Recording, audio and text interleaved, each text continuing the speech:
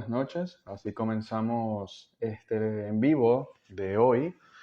Hoy tenemos un live bien cargado. De hecho, tengo un par. Comenzó hablando de astronomía.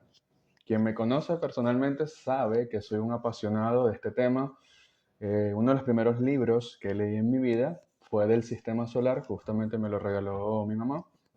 Y me acuerdo que quedé fascinado con el tema de la astronomía, de cuáles eran los planetas del sistema solar.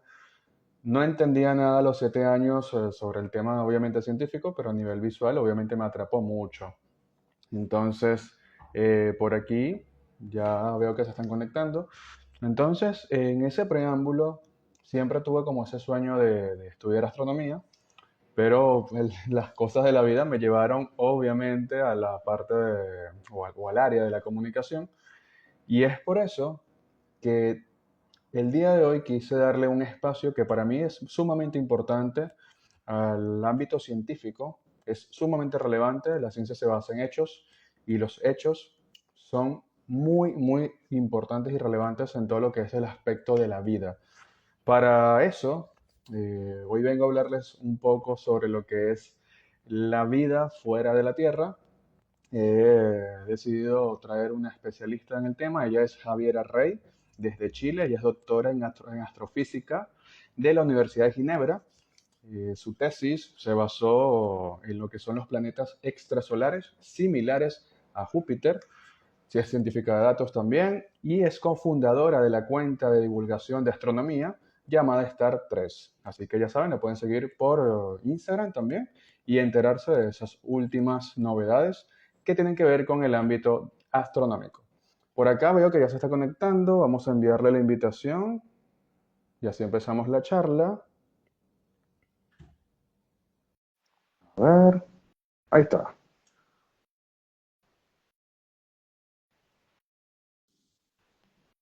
Hola, Hola, muy buenas noches, Javiera. ¿Cómo estás? bien, Víctor, muchas gracias, gracias por la invitación y la No, introducción. a ti por aceptar. Mira, hay un tema que está dando vueltas en todo lo que tiene que ver el aspecto comunicacional, que son las declaraciones recientes de David Grosh. Ujú. Entonces, es como el tema de moda, ¿no? Sí, sí, totalmente.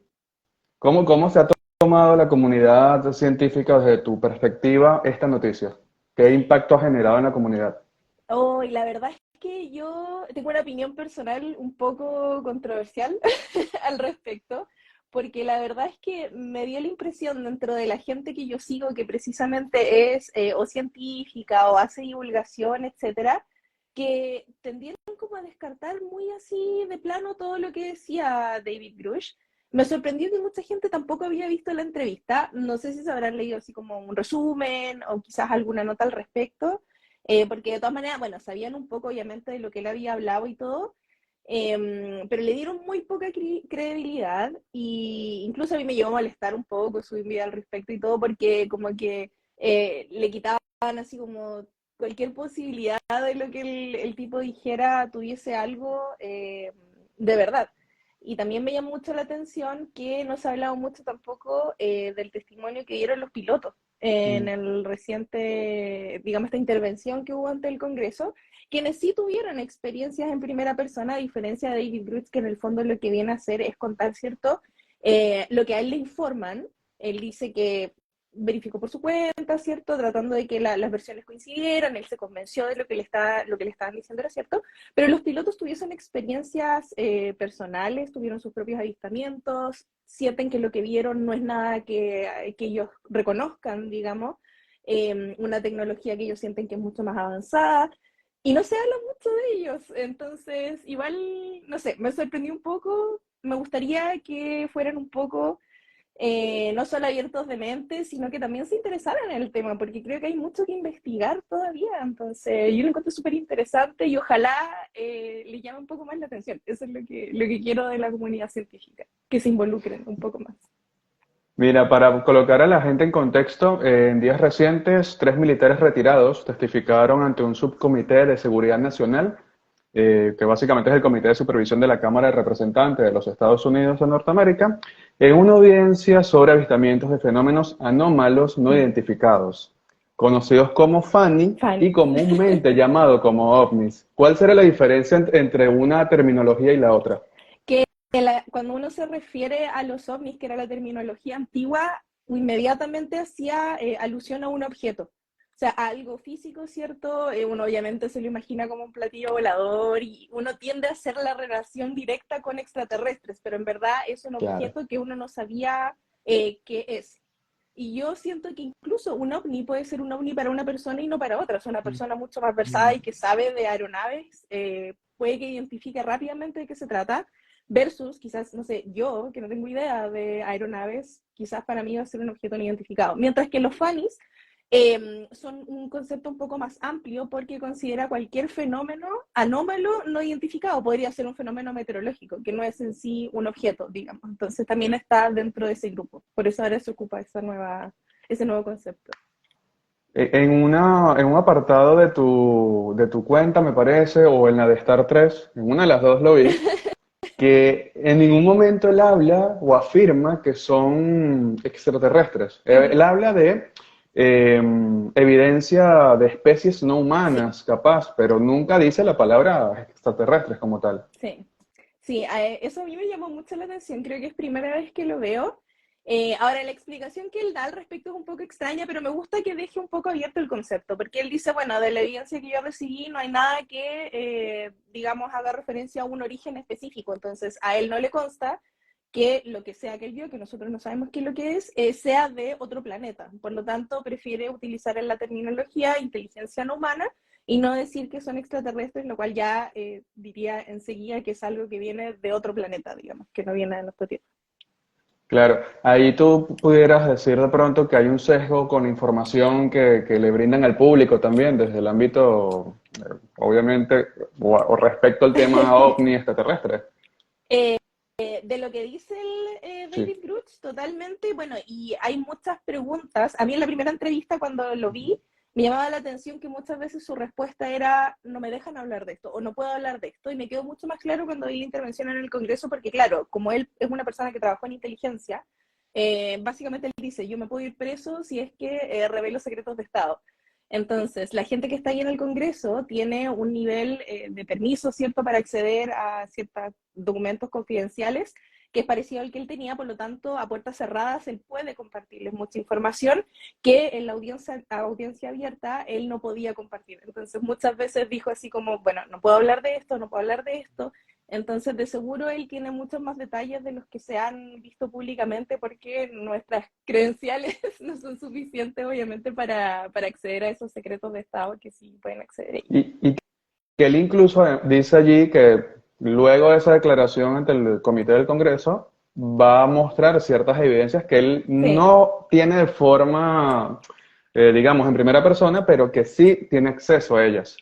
sí, también incluso menciona que puede otorgar una lista de testigos que sí trabajan en esos, digamos, programas a los que él hace referencia. En una parte dice, hay testigos que son, digamos, colaborativos y otros testigos que son un poco más reacios y dice, le puedo entregar la lista de cada uno y los congresistas después pueden llamar a estos testigos adicionales. Pero no, públicamente no dice quiénes son. Claro, ahí está el reto Mm, justamente, para que él también pueda hacer esa divulgación. O sea, tiene muchas implicaciones que a veces capaz la crítica que muy a título personal yo le hago a muchos y es, no es tan fácil revelar esa información. no, Primero, obviamente por las implicaciones sociales, más allá sí. de las políticas, tiene un peso enorme, un peso histórico que no todo el mundo está en credencial, como dices tú, de poder divulgar, porque se expone mucho, se arriesga mucho desde el ámbito también de su reputación.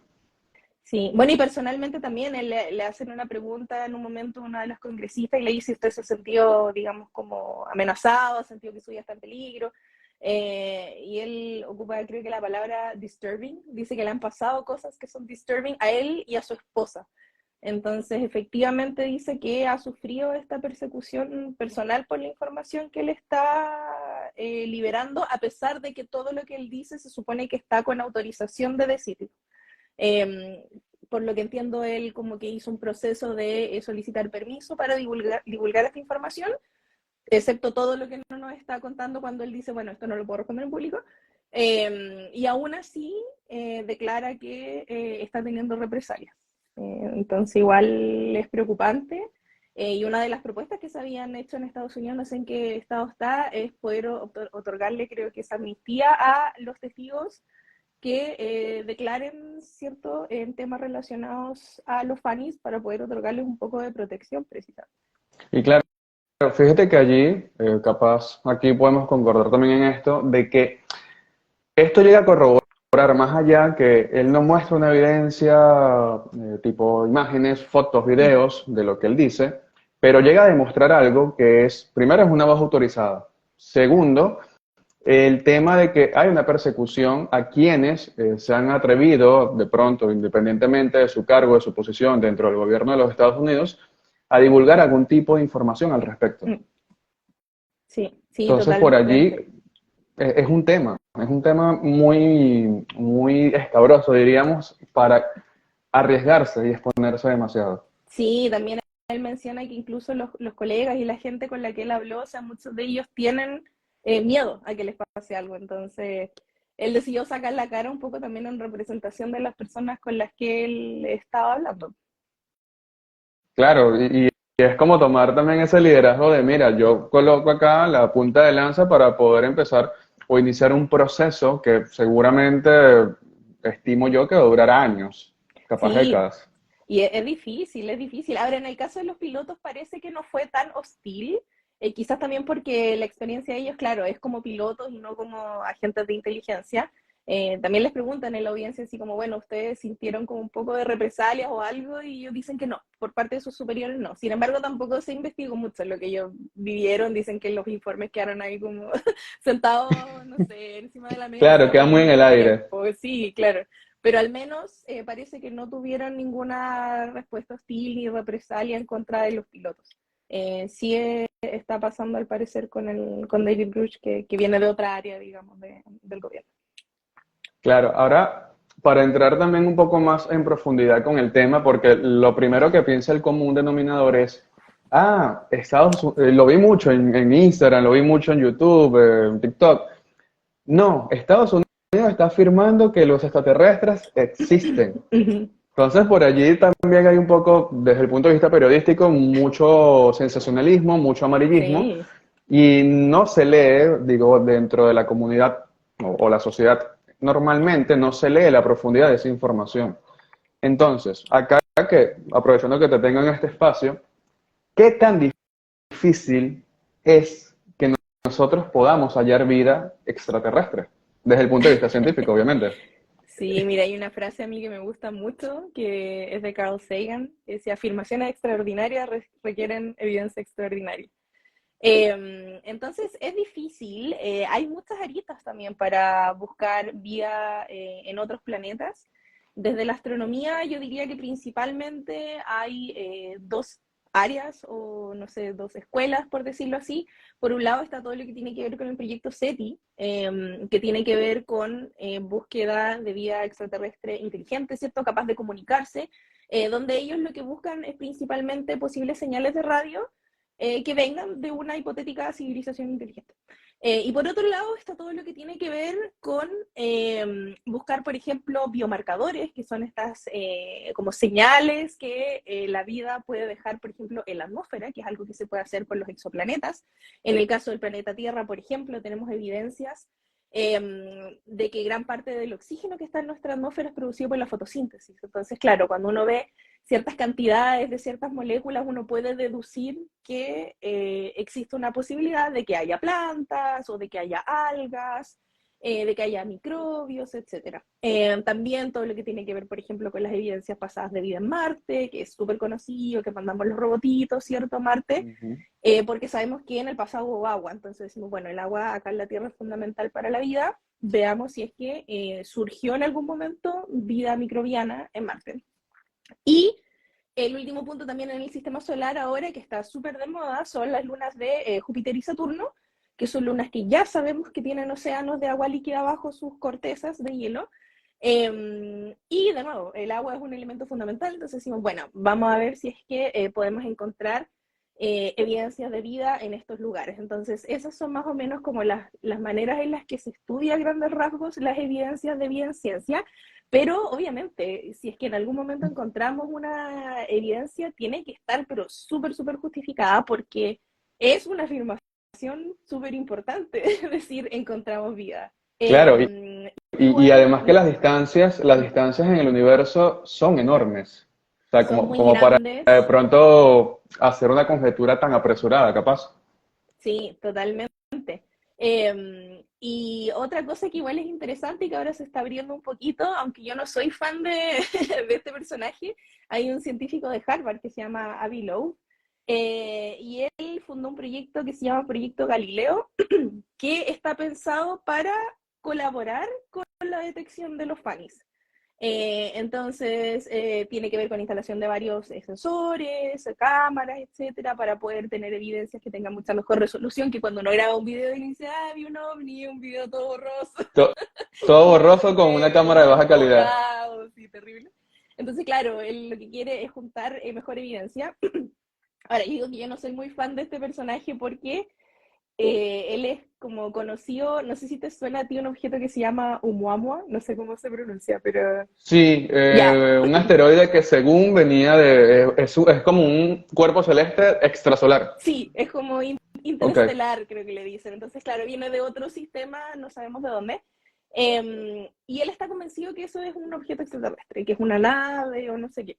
Sin embargo, toda la evidencia que sí se tomó y que otros científicos analizaron dice que no, que es un objeto de origen natural. Entonces, claro, aquí volvemos a esto de que evidencia extraordinaria, o sea, perdón, afirmaciones extraordinarias requieren evidencia extraordinaria y hacer una afirmación así sin tener las pruebas, cuando las pruebas que hay indican lo contrario, es un poco arriesgado. Entonces, este personaje es el que está a cargo de este proyecto Galileo. Entonces, a pesar de que es interesante que por fin la ciencia se tome un poco en serio los FANIS y aporte a poder tener más evidencia y poder analizarlas, lamentablemente esta persona está involucrada. Entonces, claro, a mí me lleva un poquito a dudar como de qué tan, no sé, qué tan preciso va a ser con las cosas que haga. A mí me da la impresión que él va a querer como llevar las evidencias a lo que él quiere probar, que es que estos objetos son de origen extraterrestre. Entonces, hay que mirar siempre la evidencia de manera súper, súper objetiva, sea a la claro. conclusión que nos lleve. Sí, lo de Oumuamua lo escuché hace un par de años y creo que era por lo extraño del objeto que Mm, decían, no, bueno, pudiera ser una especie de sonda interestelar sí, que de pronto la enviaron para explorar el sistema solar y bueno, obviamente la Tierra y sacar información, quién sabe para qué. Pero bueno, esa afirmación como que quedó muy en veremos. No leí en ningún momento que se fuera o se haya hecho algún tipo de comprobación al respecto, pero sí.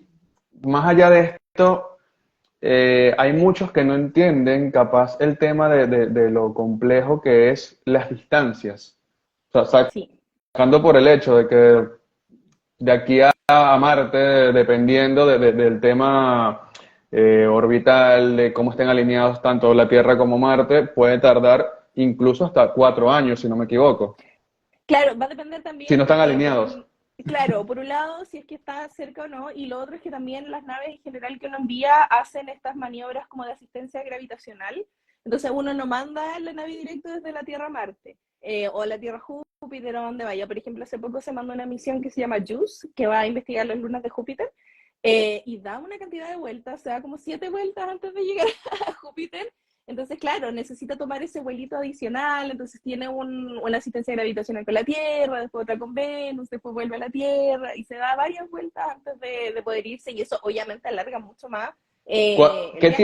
Qué tiempo es de la Tierra a Júpiter? O Normalmente, sin la creo que asistencia son como, gravitacional, ¿cuánto sería? o sin asistencia, no sé, pero en general las naves creo que se demoran como unos 10 años, más o menos. Es como alrededor de una década que se demoran en llegar. Wow, es un Sí, montón. sí, sí. Entonces es chistoso porque después cuando uno ya las ve llegar y todo, la tecnología está súper vieja técnicamente respecto al estado del arte actual, Ujú. porque imagínate, salió hace 10 años y probablemente se empezó a planear hace como 20, y empezaron a hacer los instrumentos, entonces al momento en que llega ya la tecnología está como súper obsoleta. Claro, en eso de la distancia recalco también lo de pudiera ser la teoría de Fermi, capaz. Sí, de hecho estamos hablando de la paradoja, ¿cierto? La paradoja de Fermi. Y claro, nos dice Sí. que si existieran todas estas civilizaciones extraterrestres, ¿por qué no hemos estado en contacto con ellas?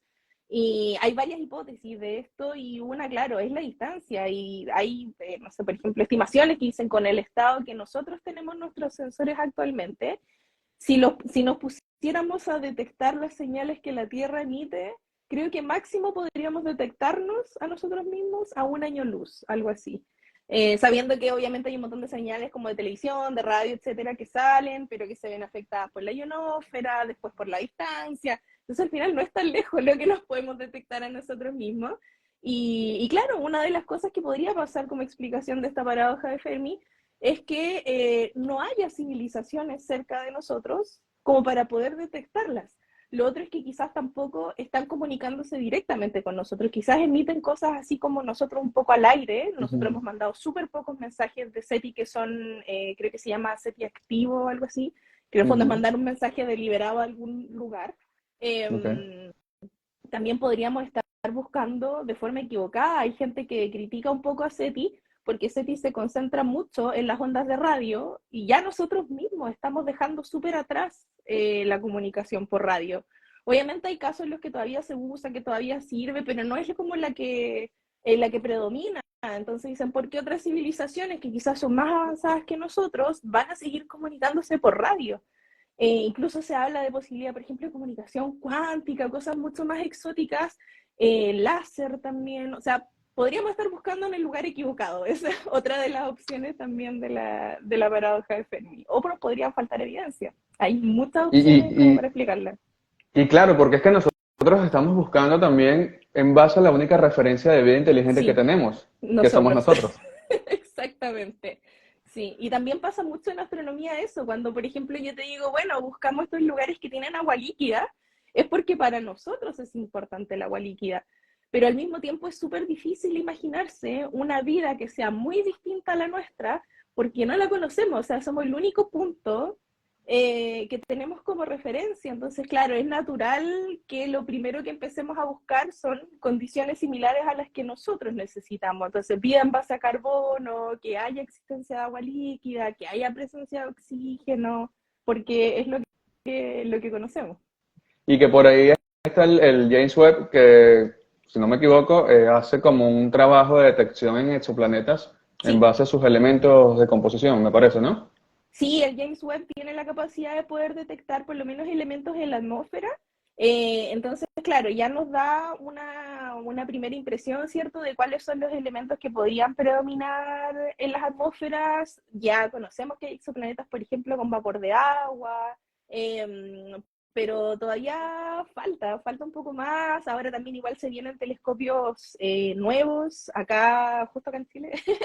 Se viene a finales de los 2020 ya el European Extremely Large Telescope, el EELT, que es de los europeos. También se viene de Estados Unidos el GMT. Entonces son telescopios gigantes que también van a aportar mucho en esto y que en particular, sobre todo el ELT, tiene como una de sus misiones poder estudiar estos biomarcadores que te decía yo, por ejemplo, estas evidencias de, no sé, oxígeno en la atmósfera o metano también que se puede asociar a la posibilidad de existencia de vida en un planeta. Pero todavía nos queda un poquito para esperar. La primera luz del ELT está planeada, creo que en este momento, como para el 2028. Así que Wow. todavía, sí.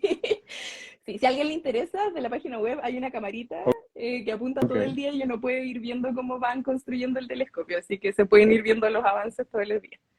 Pero sí, todavía falta, pero ojalá se pueda investigar eso en más profundidad, porque claro, por un lado tenemos la composición atmosférica que nos puede dar una primera señal de si el planeta es apto quizás o tiene algunas condiciones para la vida. Pero de ahí a encontrar señales de vida hay un paso igual grande.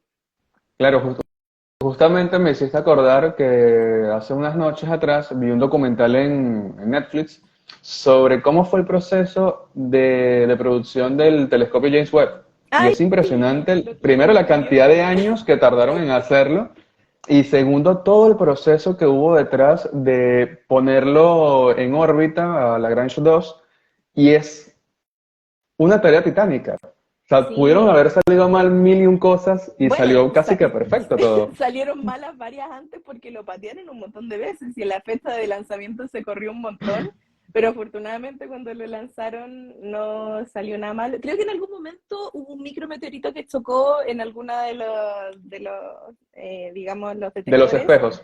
Entonces queda una manchita, pero es algo totalmente corregible. Creo que pasó hace unos meses atrás. Pero esa es la serie de Lo Desconocido, ¿o no? Me parece, sí. Que Sí, que tiene sí, tiene un súper buenos especial de capítulos. casi 2 horas de Sí, eso. sí, justo el que no he Pero está visto, porque yo genial. vi el de inteligencia artificial, vi el de la cueva que tiene como restos y el de la pirámide. Sí, Es sí. una muy buena No, serie, sí, es está entretenido. genial. Javi, te pregunto, ¿qué implicaciones tendría para la sociedad actual, para no decir la sociedad moderna, porque creo que ahí Mm. falta un poco, pero para la sociedad actual, la aceptación que de pronto puede darle un gobierno como el de Estados Unidos al hecho que puede que más adelante reconozca la existencia de vida extraterrestre? ¿Crees que tenga Es algún impacto? ¿Qué difícil. tipo de impacto tiene? Sí, yo creo que va a depender mucho de muchos factores. Por ejemplo, un factor súper importante es la religión. Hay mucha gente que es creyente de alguna religión y que quizás sus creencias van a chocar un poco con una afirmación así. Van a ver a lo mejor personas, yo personalmente, y quizás es súper tonto, pero siento que he visto tantas películas de ciencia ficción que ya casi ni me sorprendería tanto. Es como esperable a este punto que me digan si sabes que en verdad, no sé, existe vida extraterrestre o no sé, alguna cosa como extraña. Siento que ya como que nos hemos puesto en tantos escenarios parecidos que ya no lo veo como tan lejano.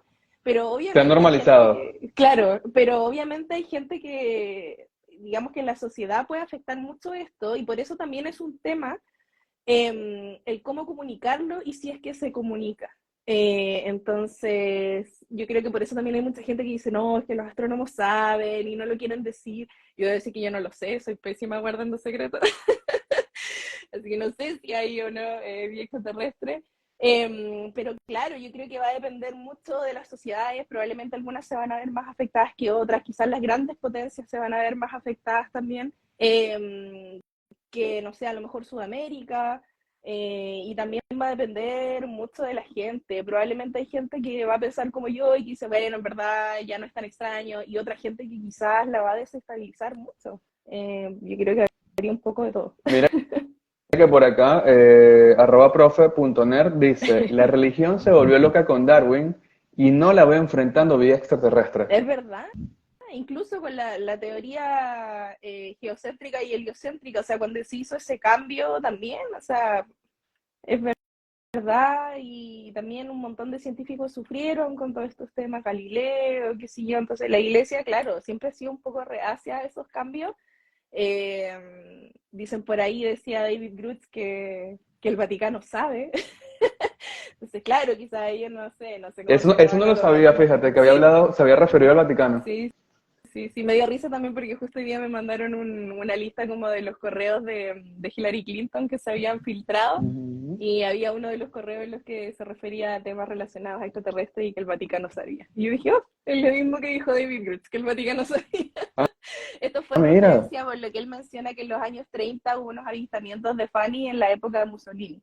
Entonces él dice que se remontan hace más o menos 100 años los registros que se tienen. Y ahí él dice sí, que el Vaticano sabe. Habría que ir a Wow. preguntarle al Papa Francisco a ver si sabe o no sabe. Claro, y aquí para también englobar todo y ir cerrando también, desde tu perspectiva, como especialista en el área, ¿qué crees que busca la astrofísica en el marco de conseguir vida extraterrestre? O sea, que en el campo de la evidencia en sí, porque Ujú. más allá de los registros biológicos, capaz desde el punto de vista de la observación, que lo veo muy complejo también. O sea, no veo todavía la humanidad apuntando un telescopio a un exoplaneta rocoso y que tenga, mira, hay una ciudad allá a 24 años luz de distancia. O sea, lo veo muy complicado aún a nivel tecnológico. Pero bueno, en esta actualidad, ¿qué busca la astronomía y la astrofísica respecto a esto? Curiosamente, justo ayer estaba leyendo que quizás con los telescopios del futuro sería posible acercarse un poco a eso que mencionabas tú de ver una ciudad. Más que nada Wow. cuando se observa el lado de noche de un exoplaneta, uno podría llegar a ver las luces artificiales. Pero obviamente todavía en el presente estamos lejos de eso sería con tecnología que todavía está a futuro. Sin embargo, es una de las cosas que se buscan en toda el área que se llama technosignatures, que son como señales tecnológicas. Todo lo que tiene que ver con las esferas de Dyson o con quizás satélites geoestacionarios en otros planetas o con luces artificiales en la noche. Todo lo que te dé señales de tecnología tiene que ver con eso. En este momento eso no lo podemos detectar. Sin embargo, yo siento que la astronomía, salvo un par de planetas de acá del sistema solar, planetas y lunas, está muy concentrada en buscar vida en lugares bastante específicos, o sea, en planetas que sean tipo Tierra, que estén en su zona habitable, que estén más o menos cercanos como para poder detectar biomarcadores que todavía es difícil poder detectarlos. Entonces siento que estamos más centrados en buscar vida quizás de tipo microbiana, eh, que esté en exoplanetas, que esté en la vecindad de nuestro sistema solar, eh, y eso más los planetas y lunas de nuestro sistema solar, que son los que podrían tener evidencia presente o pasada de agua líquida. Ahí es como donde nos centramos para buscar estas evidencias. Por otro lado, igual te mencionaba un poco del proyecto SETI. El proyecto SETI igual está un poco estigmatizado. Hay gente en la comunidad astronómica que todavía lo ve que está como un poco al borde de la pseudociencia. No le encuentran mucho valor, de repente les quitan un poco el presupuesto, pero también, como te decía, quizás están buscando en el lugar equivocado. Pero SETI se concentra, digamos, es lo más cercano que tenemos a búsqueda de vida extraterrestre por el lado de la astronomía, pero se concentra en la búsqueda de señales inteligentes que probablemente tendrían que ser dirigidas precisamente a la Tierra para que las pudiésemos detectar. Entonces, en el fondo es estar escuchando en caso de que alguien se quiera comunicar con nosotros, entonces también es como bastante restringido.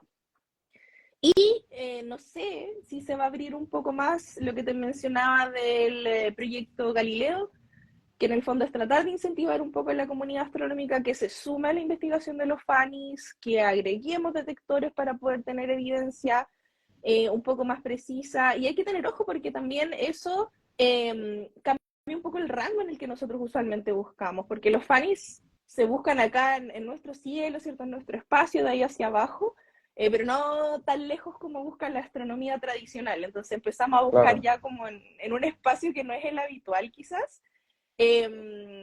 Así que igual yo creo que puede ser un aporte si es que se hace de buena manera. Y una cosa súper interesante que el otro día conversaba con otra divulgadora es que, por ejemplo, David Grubbs y los otros pilotos mencionaron mucho la necesidad de tener ellos un sistema de reporte confiable en el que se pueda mandar cierto las evidencias de radar, las evidencias de cámara, los testimonios y todo que se pueda juntar y que se pueda estudiar.